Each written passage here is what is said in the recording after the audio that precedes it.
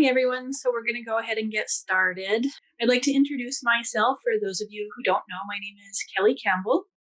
I'm the Associate Director at the Institute for Child Development and Family Relations. The Institute for Child Development and Family Relations provides resources to families and parents in the Inland Empire region. And we have a webinar series that we do. I'm really excited for today's session because it's the first of the new year. And our focus is on self-care or individual well-being, because I know a lot of you have made New Year's resolutions, and this topic aligns with that theme. If you don't take care of yourself, you can't take care of others, so it's a very important one. So now I would like to introduce our speaker today. It's my pleasure to introduce Dr. Natasha Cordes. She is a cisgender Hispanic female whose pronouns are she and her. Dr. Cordes earned her bachelor's degree from California State University, Northridge, where she majored in both psychology and deaf studies. From there, she went to Gallaudet University in Washington, D.C. to complete a doctorate in clinical psychology.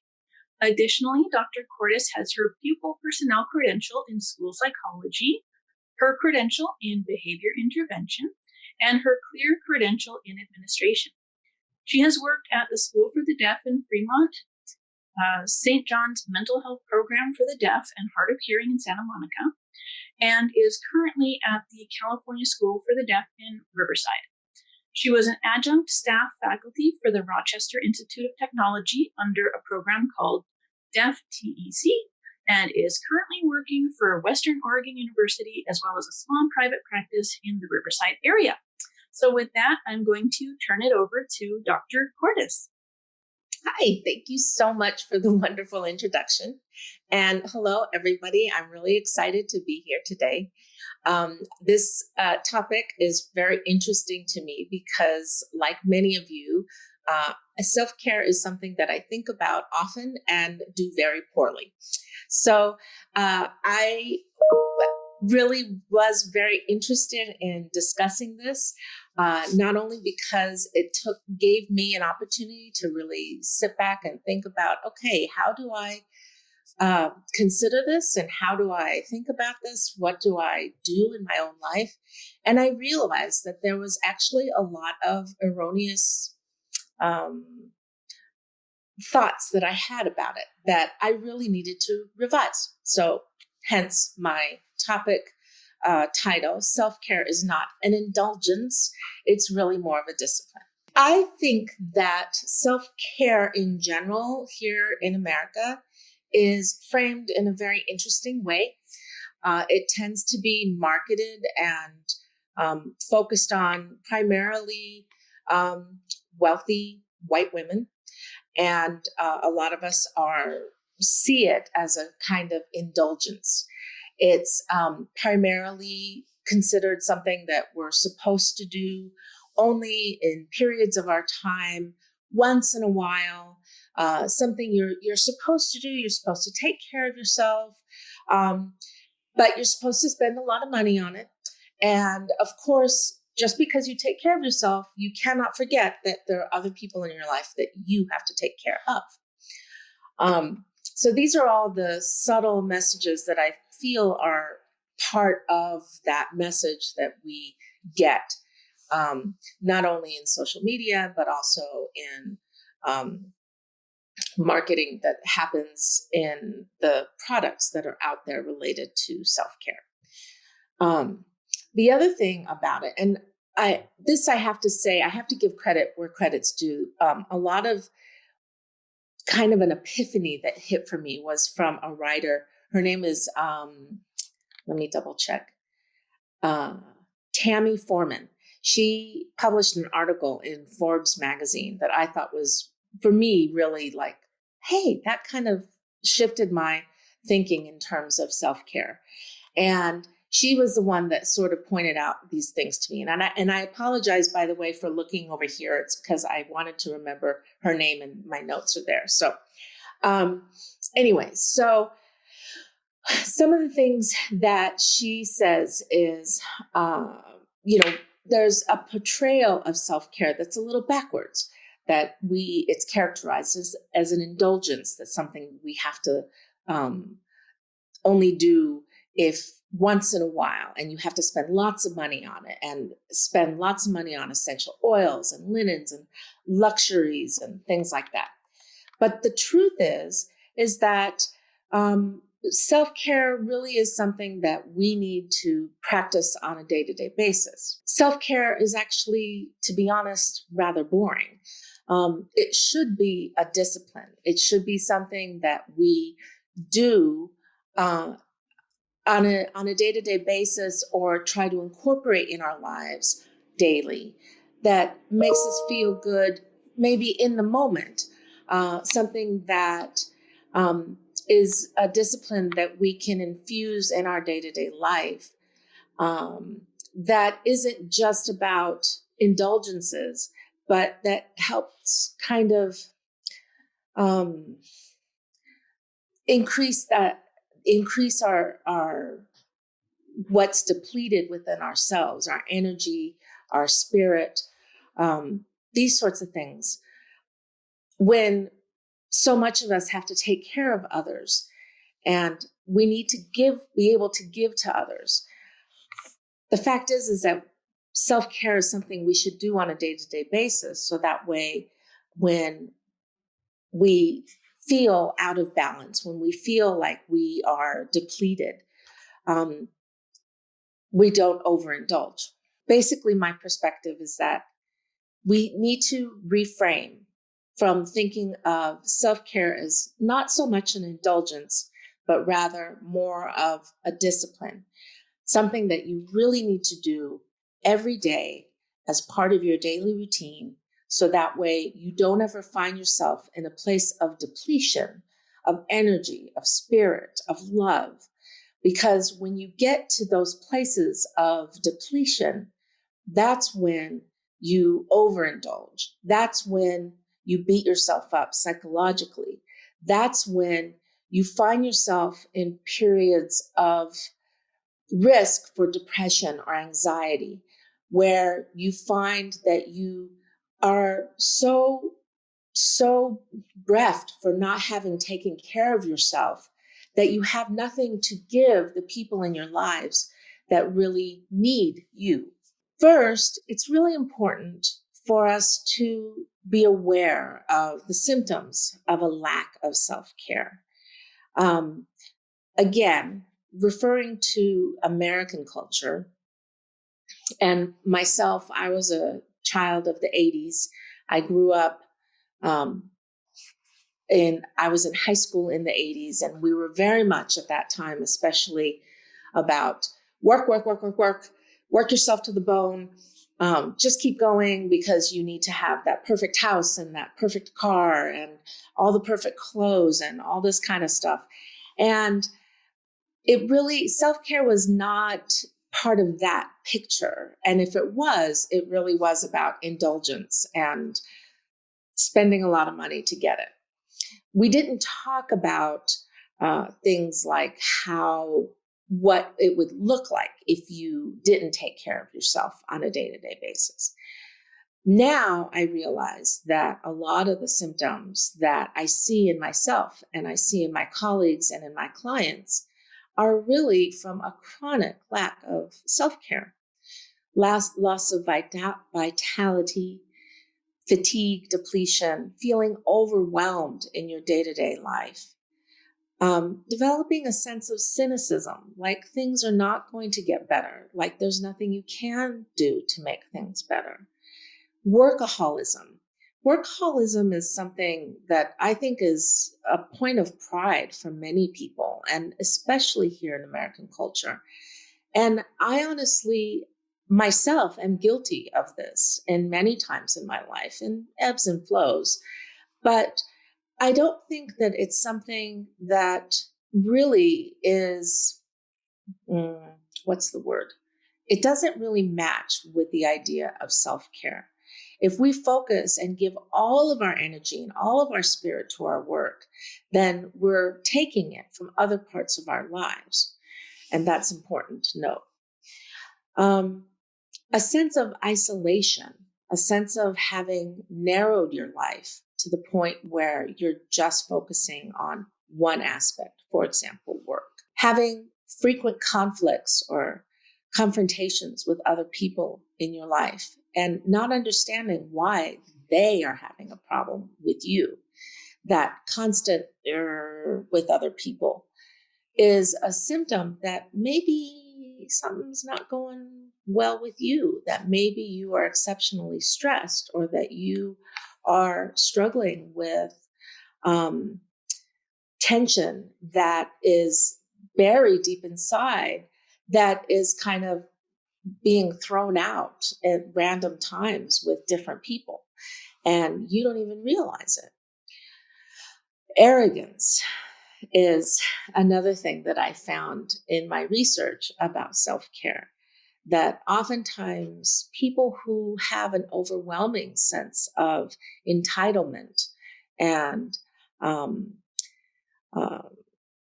privilege and arrogance could also lack self-care, because self-care, that sort of discipline, also requires a lot of self-analysis, self-awareness, recognizing that, one, you deserve to have this as part of your daily routine, and two, that it's something that you need. You wouldn't run a car engine without any fuel, obviously.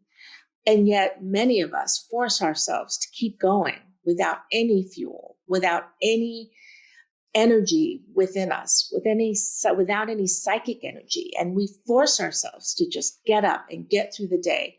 We use stimulants like caffeine or drugs or food to try to make it through the day. And those are the things that are replacements for feeding ourselves with self-care. I think one of the worst kinds of symptoms of the lack of self-care, burnout. What I see with some clients is they reach a point where it's almost like there's just an emptiness. There's a complete sense of just, I'm done. I'm completely burnt out with this job. I'm burnt out with this life. I'm done. And that's not a place that you want to get to. It's a place that you can recover from. All of these things are, and that's important to note. It's very important to note that all of these places, all of these symptoms are things that you can recover from. But it's also things to be aware of. If you see them in yourself, then that's an indication that something's awry. I found this in all of this in my research. So anyone can face a crisis. It's this day-to-day living that wears you out. And I think that this is actually a really, really good quotation. I found this because I think that many of us can and do manage to deal with crises. The plumbing bursts in the house. This last week, my car broke down, and I'm spending thousands of dollars to fix it. And believe me, my blood pressure went through the roof when I saw the price. Your child breaks a bone, COVID, and all these other things. We try and we get through these things day to day to day to day. But it's really hard when things go on and on and on. COVID, for example, would have been something that many of us could have dealt with if it had been the 2 weeks of shutdown that many of us were hoping it was going to be. I know, for example, in March, I can still remember the day. It was March 16th when the school where I work with most of the time, full time, They sent out an email and sent us home and said, okay, we're closing for 2 weeks. And hopefully this will kind of bring the numbers down and everybody can come back to work and everything will be fine. I haven't been on campus since. For 2 weeks, I was like, okay, so I won't see my kids and I won't be back at school and I can work from home. No big deal. It's fine. Months later, it's really, really hard on us.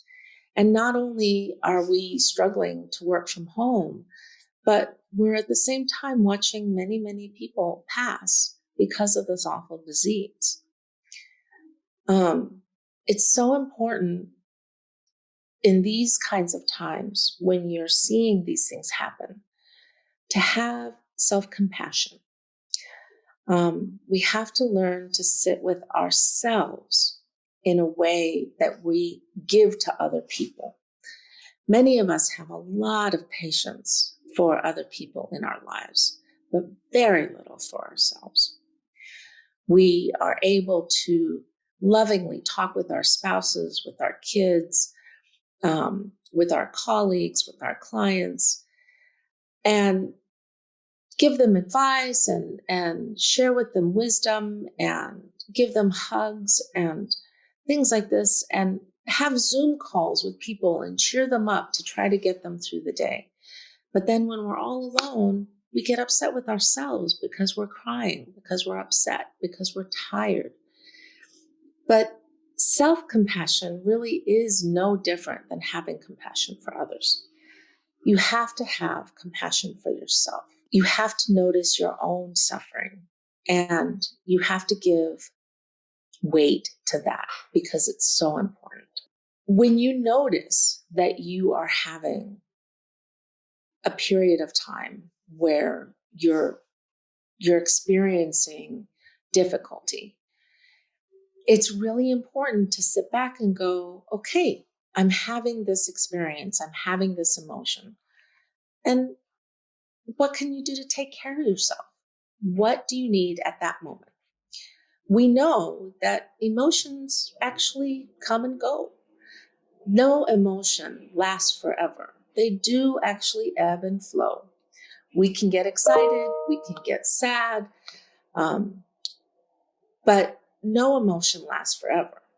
So what can you do to get through the emotion that exists at that moment? Do you need to wrap yourself around in a warm blanket? Are you somebody that really needs a lot of touch? Do you need a hot bath? Do you need to talk with a friend? These are the kinds of things that you need to think about for yourself, to identify in yourself.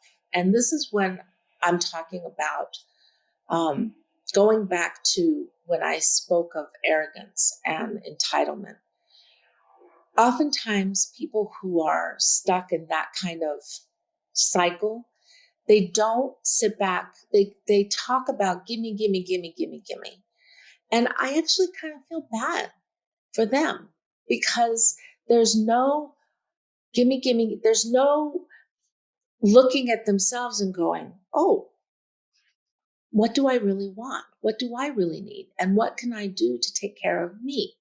Not what can you all do to take care of me? Because that's really ultimately a rather shallow solution. We need to have self-compassion. That's very important. There are different dimensions of self-care. And all of these are things that, again, we need to be aware of, things that we need to explore.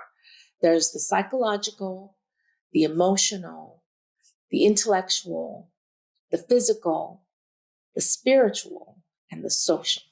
I want to first preface this by saying you don't have to be practicing self-care in all of these, but you might find that you have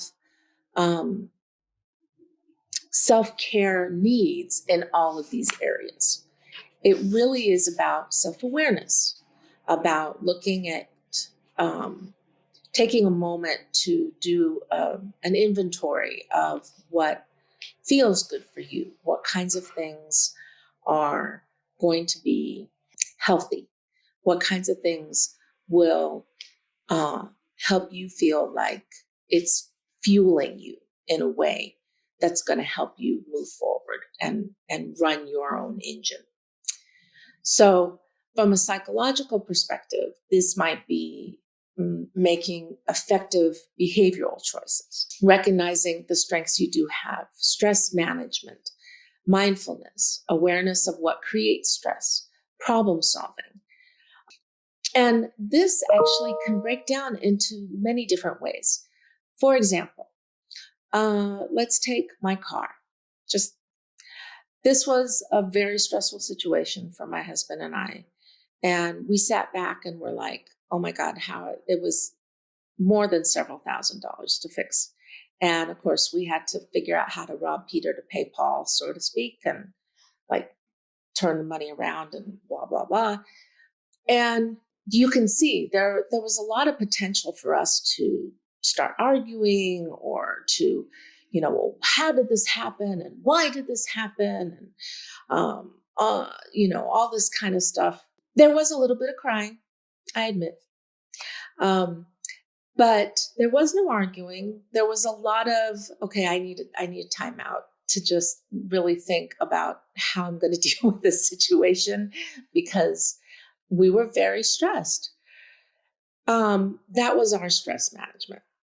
That's how we took time away from one another to just be like, okay, this is overwhelming and we need to figure out, do we get a new car? Do we want another car payment? How are we going to manage this? We're already dealing with some other financial stuff. What's happening? And I took some time to meditate. That was my mindfulness. I love meditation. It's amazing. And I was very aware of what was creating the stress, the car. But also, part of me was wanting to blame somebody for the situation. The fact of the matter was, it's kind of an old car, and maybe we didn't keep up with all of the maintenance that we should have. We did most of it, but not all of it. And things happen. So blaming people, blaming myself, blaming my husband wasn't going to solve the fact that I needed to fix it. So we sat down, we talked it out, we mapped out everything. It was a very process. This took a couple of days to figure out before we gave the mechanic the go ahead to fix it. So that was our problem solving. Does that make sense? Effective behavioral choices. I think a lot about how every year many of us make New Year's resolutions. I stopped doing that a long time ago. I will not do New Year's resolutions anymore because most of the time I don't stick with them, and then I berate myself for not sticking with them.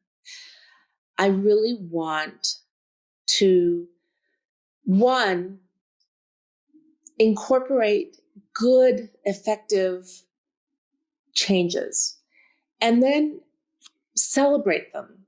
And then when I don't do them, have some compassion and remind myself what my goals are. I'm not perfect.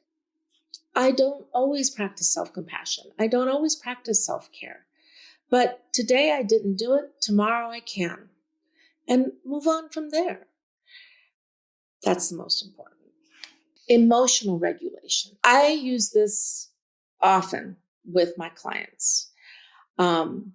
Basically, it's just a circle.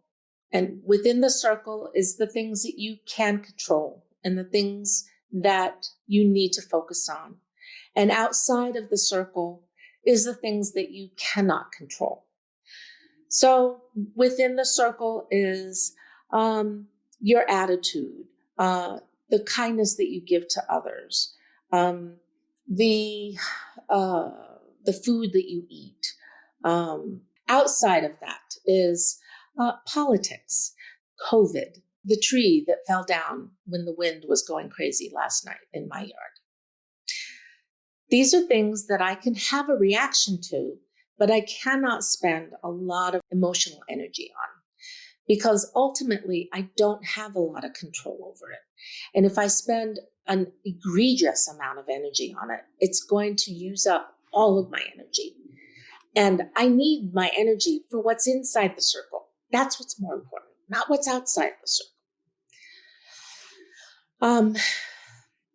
Another example of that emotional regulation is how much we let other people take care of themselves. In the past, there was an expression of codependence, and I don't really hear that as much anymore, that expression.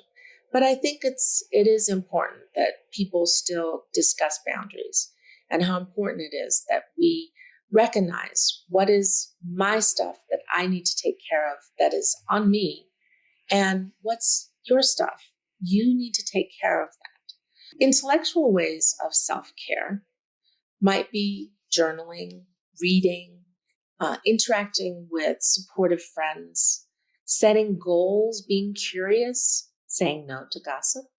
As tempting as gossip can be, sometimes it gets us sucked up and we get in this whirlwind and it sucks out a lot of our emotional energy, creates drama that's not needed, uses up a lot of intellectual energy because we're trying to problem solve things that are really not in our control.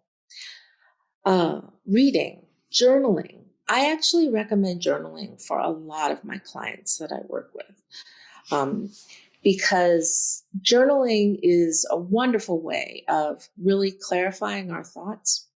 There's actually research to show that when we write in a journal, it helps process the information in our brains a little bit better, and it helps us learn better. It helps clarify information in our minds, and it helps us intuit more of what new ideas might come.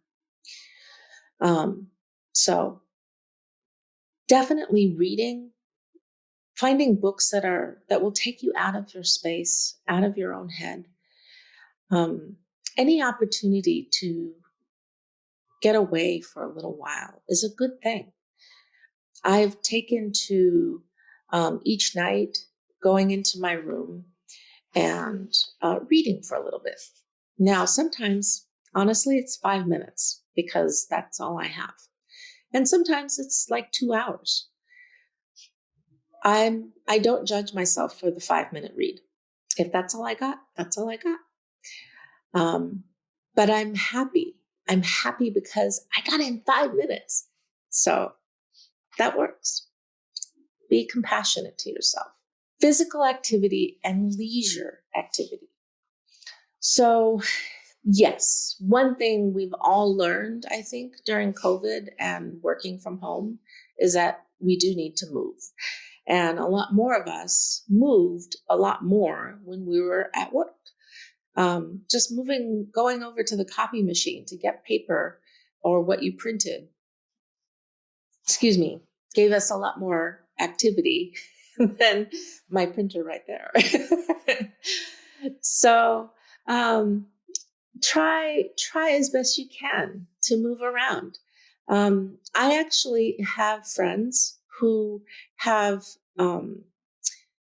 still have to travel for work, but because of COVID, they when they get to their destination, they pretty much stay in their hotel room, but they want to move. So they literally call me up and for the half hour that we're talking on the phone, they're pacing in their hotel room because they need to move. And if that's what it takes, that's what it takes, man. Sometimes I like to walk. I love to walk, and I try to walk as much as I can. But as a woman, it's not always safe for me to walk at night. That's just truth, unfortunate truth. But I live in a double cul-de-sac, and so I can walk in my cul-de-sac at night, and I feel safe.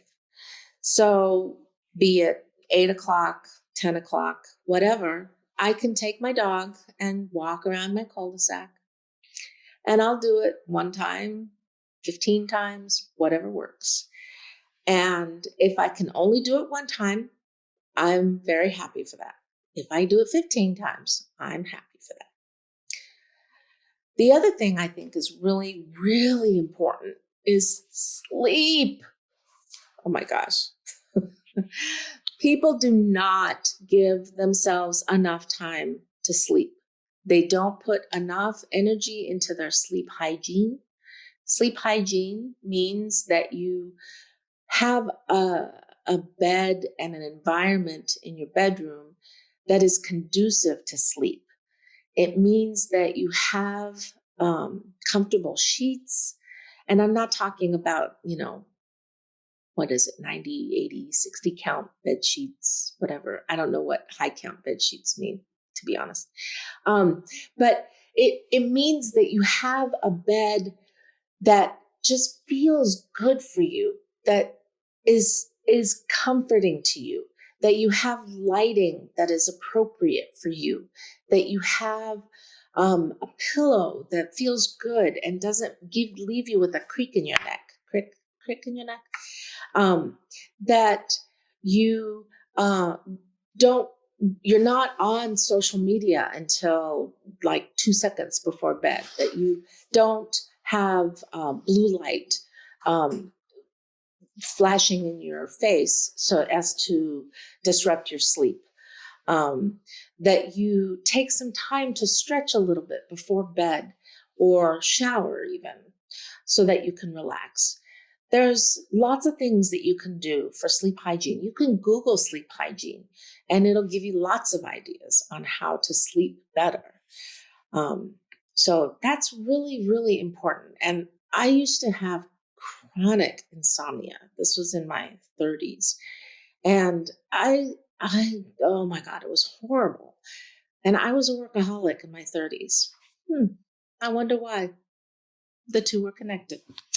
So yes, please focus on your sleep. Healthy nutrition. Many of us are guilty of not eating well. And it's really important. There's a lot of research now that's related to epigenetics and how the food we eat actually can impact us on a genetic level, even when we're much older. So I really, really encourage you to think about what you're eating on a day-to-day basis and how it's affecting your functioning and how important it is to have good food in your body. I don't belabor this because food is so challenging for us. Many of us, many people struggle with eating disorders. American culture, I think, might be a little too conducive to encouraging eating disorders. But I think that if we can focus more on nutritional value and the genetic impact of food and less on looks and body, I think we'll be better off. My 2 cents. Prevention of illness.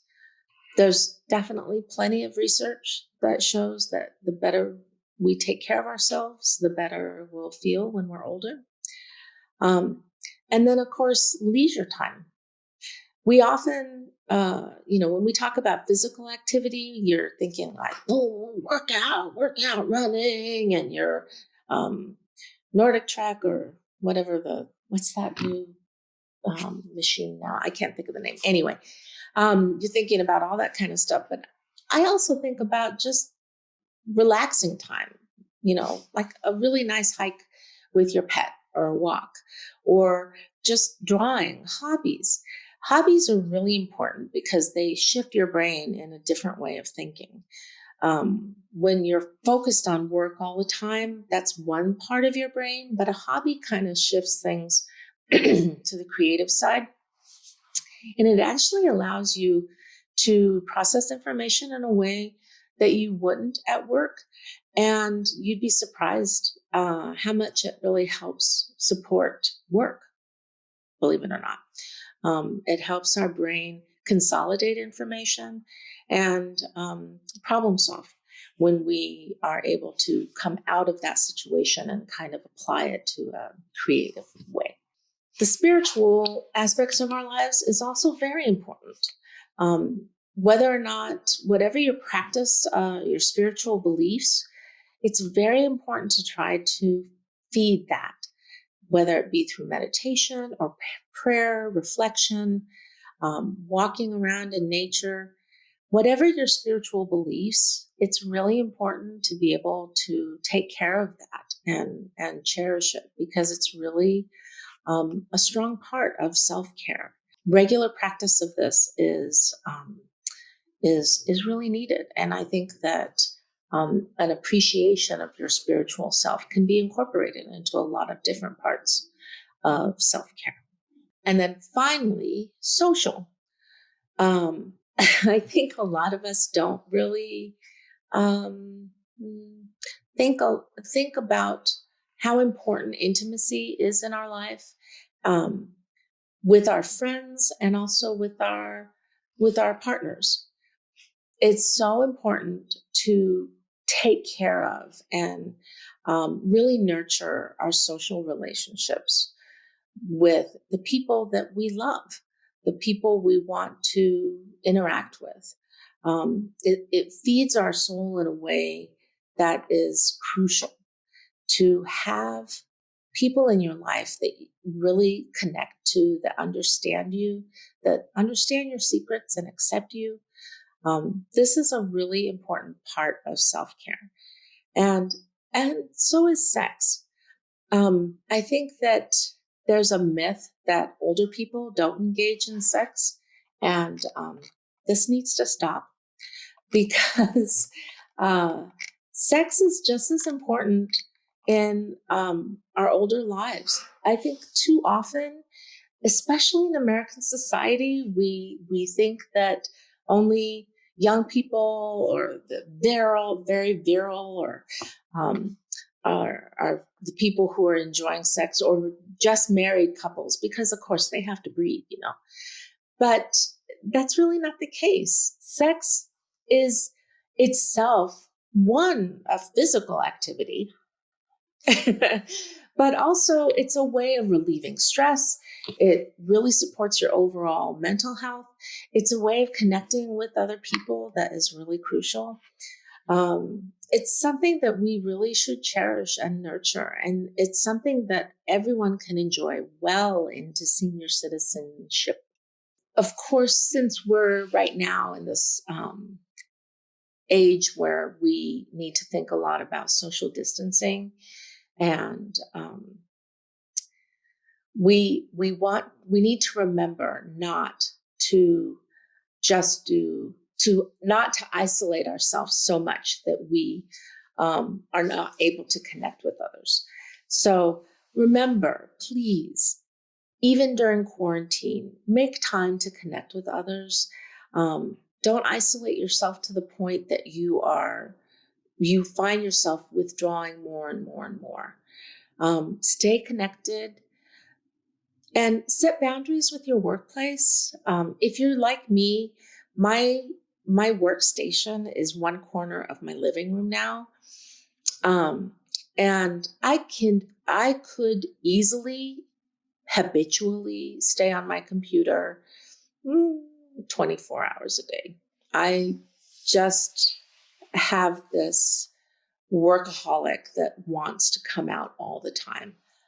But I tell her, no. And I'll tap her down and I'll say, this is the time for work and this is the time for connecting with my family and my friends. And I'll Zoom with friends sometimes, but even that, sometimes I'll put away the computer altogether. And like I said, I'll go read, I'll go meditate, I'll walk, I'll spend time with my kids, with my husband.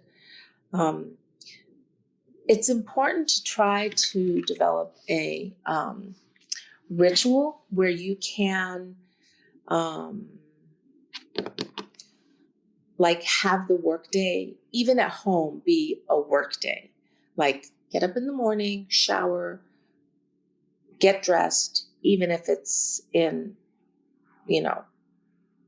yoga pants like I'm wearing right now and slippers like I'm wearing right now.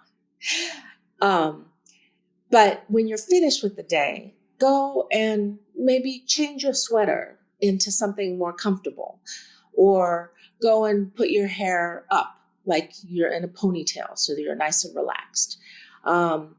Maybe go and change your clothes altogether and go work out or go for a walk. Make it clear that that's the end of the work day. Or like me, when I'm done with work, I really, really try to stay out of this corner of my house, because this is the workstation. And that screen behind me, like, almost delineates my workstation in the house. And I try to stay out of it when I'm not working. So those are the ways that I set boundaries, and that's the way I take care of myself. Now, there's certainly some challenges, like, we tell ourselves, oh, it takes too much time, or, I'm too important. I'll be okay. I just have to take care of other people first. Or I should be able to cope with these things. I should be able to do this. Those shoulds are horrible.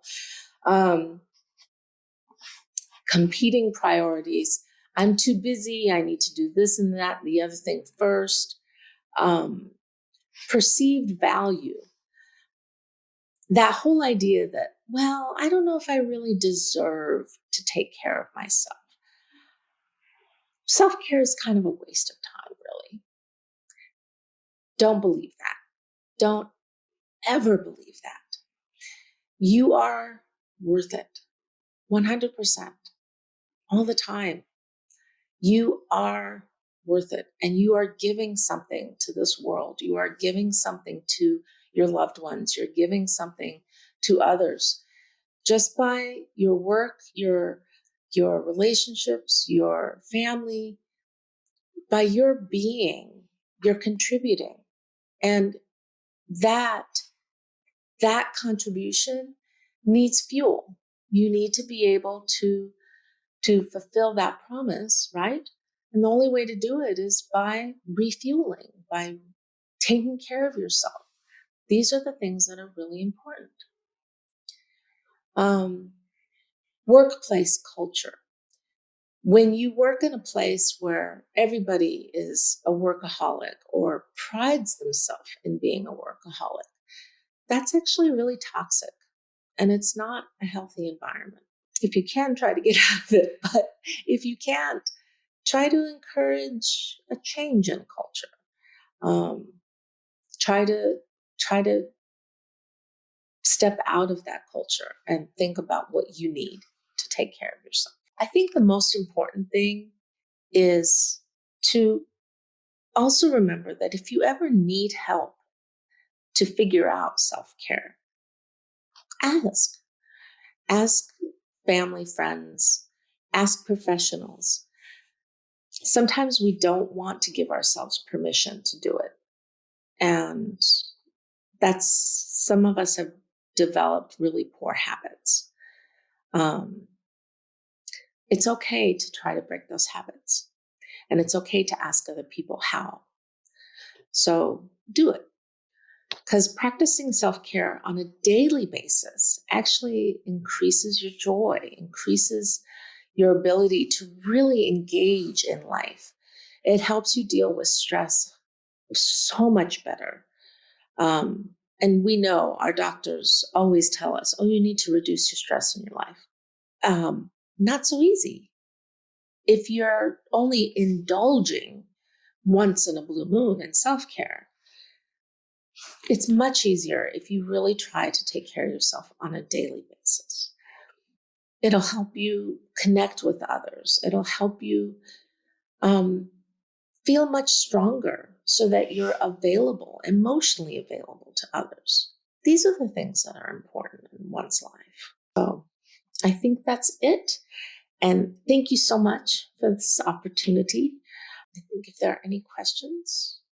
Well, thank you so much, Dr. Cordes. That was great information. And we do have a few questions. So we have time for just a couple, but I do encourage anyone who has not yet submitted a question, go ahead and feel free to do so.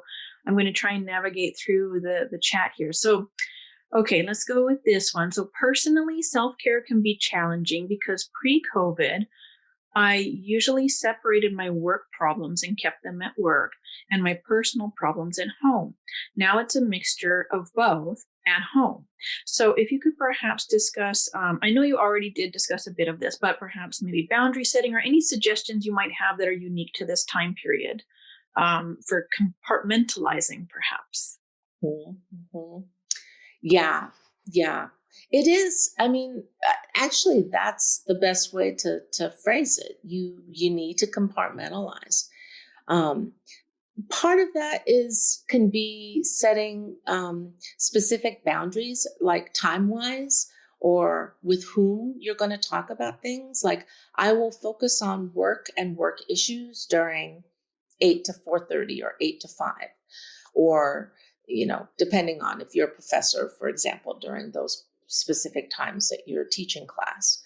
And that's when I'm going to focus on it. And that's it. And other than that, I'm not going to be dealing with that because I have other things that I need to focus on.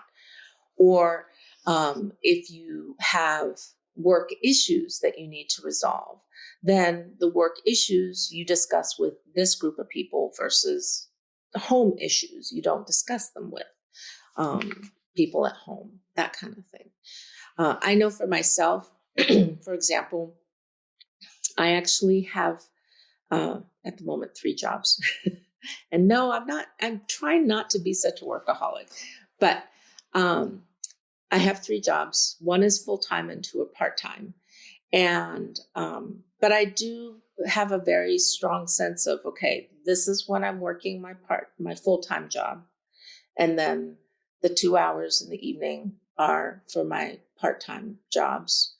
And this is when I'm doing that. And then they don't overlap with one another. I don't deal with the issues from the other during the other times. Does that make sense? Yes. So, yeah. I think it can be, it's interesting for people who love their work, just as an aside, because you can put a lot into it and then it can lead to burnout, but you love doing it and you have to set this tricky balance. So yeah, that's an interesting point. yeah.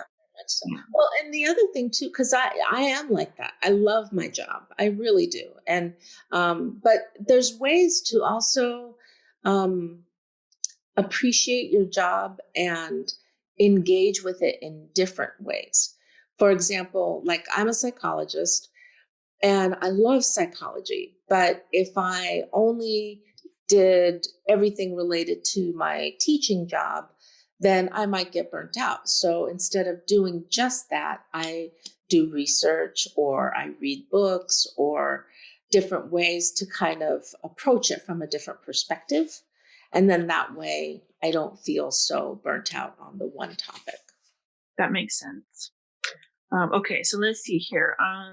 I really agree with the idea regarding resolutions. I prefer celebrating the small successes, and it helps me to feel more relaxed regarding reaching those big resolutions or the big goals. Along with that, we received another kind of comment question about just how to let me use this example to contextualize the question. So I'm personally not the type of person that goes to religious services every week, but I think they can be very useful in reminding people about their regular practice. And so we have another question that's along the lines of, how do you stay on track with not getting off track with your self-care? How do you stay on track to keep reminding yourself to do it? Oh, really, I think it depends on which habits you decide to pick up. For example, there's a lot of really good apps that you can use that will support it. For example, I have one app called Calm, CALM, And it has a lot of different meditations. It's on Apple and Android, and it's has just this. It has this great thing. I don't know how to describe it. It's like it's self-reinforcing. Like I look forward to discovering a new meditation that's on there and listening to that. And I love listening to the nature sounds and listening to the conversations that are on it. There's different things like there's Headspace. Oak is another free app that's for meditation. Strides is a habit tracker you can try. MyFitnessPal is another one if you want to be changing like habits related to fitness. Grateful is a journaling app that you can use that's really helpful too. So I think that any kinds of those things are really cool.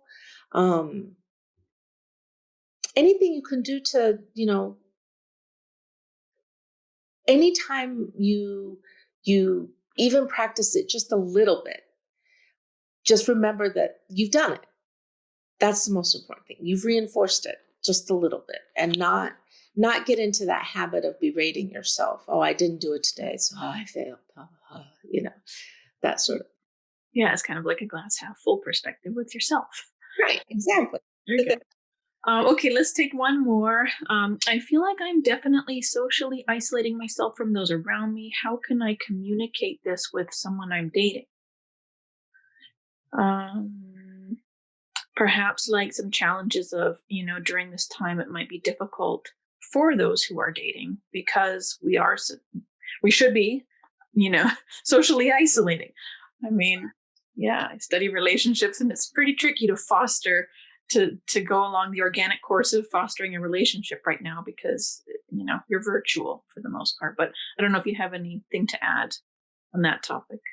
Yeah, actually, it's interesting because one area of psychology that I've actually well read and interested in is relationships and different kinds of relationship setups, like polyamory, for example. And in polyamory, we the idea that they talk about is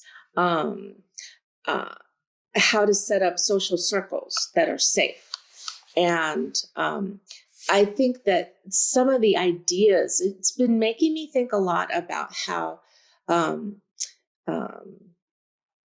it would be nice if some of the concepts were applied now during COVID, because in polyamory, it's about being safe from disease and STIs. But in this case, it's being safe from COVID. And you basically set up like what's called germ circles, where you know that the people are practicing the same kinds of practices that you are, where everybody is equally social distancing, using masks, taking the exact same precautions, and have tested negative prior to any kinds of interactions with you. And that you have basically a non-written contractual agreement that between the two of you, you're both going to keep that same practice so that you can all stay healthy. And so what I've read is that a lot of people who are in the poly community have been setting up these kind of COVID circles where within their dating communities, they've been keeping up at least with their partners because they've all agreed to stay within certain protocols. And I think a lot of people who are monogamous can do the same thing, that they can agree with the new dating partners that, okay, we need to have a conversation in the same way that people really should be having conversations about STIs. We need to have a conversation about COVID and your practices and what do you think? And are you wearing a mask? Are you social distancing? Are you Have you tested for the disease? These sorts of things. And we need to be more open about these conversations. And if people don't have the same kinds of practices that you do, then maybe they're not somebody that you want to be interacting with safely. Makes a lot of sense. Mm-hmm. Okay, well, thank you, Dr. Cordes. I know we had a few others asking about, seeing this presentation again and having access to the PowerPoint. And so for those who aren't aware, you can follow us on social media because we do end up posting all our webinars on our YouTube channel. And we notify everybody once they're up. So you can definitely have access to this information afterwards. And with that, I want to thank everyone for participating in this webinar that was hosted by the Institute for Child Development and Family Relations at California State University, San Bernardino. The ICDFR has been providing guidance for parents and families based on science and best practice since 2002. I hope everybody has a wonderful day. Be safe and be well. Take care.